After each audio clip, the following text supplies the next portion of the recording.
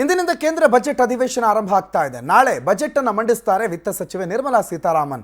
8ನೇ ಬಾರಿಗೆ ಬಜೆಟ್ ಅನ್ನು ಮಂಡಿಸಲಿದ್ದಾರೆ ವಿತ್ತ ಸಚಿವೆ ನಿರ್ಮಲಾ ಸೀತಾರಾಮನ್. ಆ ಹಿನ್ನೆಲೆಯಲ್ಲಿ ಇವತ್ತಿನಿಂದ ಕೇಂದ್ರ ಬಜೆಟ್ ಅಧಿವೇಶನ ಆರಂಭ ಆಗಲಿದೆ. ನಾಳೆ ಬಜೆಟ್ ಮಂಡನೆ ಆಗುತ್ತೆ. 8ನೇ ಬಾರಿಗೆ ನಿರ್ಮಲಾ ಸೀತಾರಾಮನ್ ಈ ಬಜೆಟ್ ಅನ್ನು ಮಂಡಿಸುತ್ತಾರೆ. ಇವತ್ತು ರಾಷ್ಟ್ರಪತಿಗಳ ಜಂಟಿ ಸದನ ಉದ್ದೇಶಿಸಿ ಭಾಷಣದೊಂದಿಗೆ ಅಧಿವೇಶನ ಆರಂಭ ಆಗುತ್ತೆ. ಜಂಟಿ ಸದನವನ್ನು ಉದ್ದೇಶಿಸಿ ರಾಷ್ಟ್ರಪತಿ ದ್ರೌಪದಿ ಮುರ್ಮು ಭಾಷಣ ಮಾಡ್ತಾರೆ. ಮೊದಲ ದಿನವೇ ವಿತ್ತ ಸಚಿವೆ ನಿರ್ಮಲಾ ಸೀತಾರಾಮನ್ ಆರ್ಥಿಕ ಸಮೀಕ್ಷೆಯನ್ನು ಮಂಡನೆ ಮಾಡ್ತಾರೆ. ನಾಳೆಯಿಂದ ಫೆಬ್ರವರಿ 13ರವರೆಗೆ ಅಧಿವೇಶನ ನಡೆಯುತ್ತೆ. 2 ಹಂತದಲ್ಲಿ ನಡೆಯುತ್ತೆ.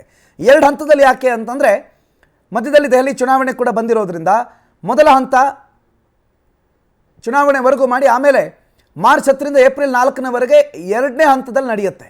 ಫೆಬ್ರವರಿ 13ರವರೆಗೂ ಮೊದಲನೇ ಅಧಿವೇಶನ, 2ನೇ ಹಂತ ಮಾರ್ಚ್ 10ರಿಂದ ಆರಂಭ ಆಗಿ ಏಪ್ರಿಲ್ 4ರವರೆಗೆ ನಡೆಯುತ್ತೆ. ಇವತ್ತು ಜಂಟಿ ಸದನಗಳನ್ನು ಉದ್ದೇಶಿಸಿ ರಾಷ್ಟ್ರಪತಿ ದ್ರೌಪದಿ ಮುರ್ಮು ಭಾಷಣ ಮಾಡ್ತಾರೆ.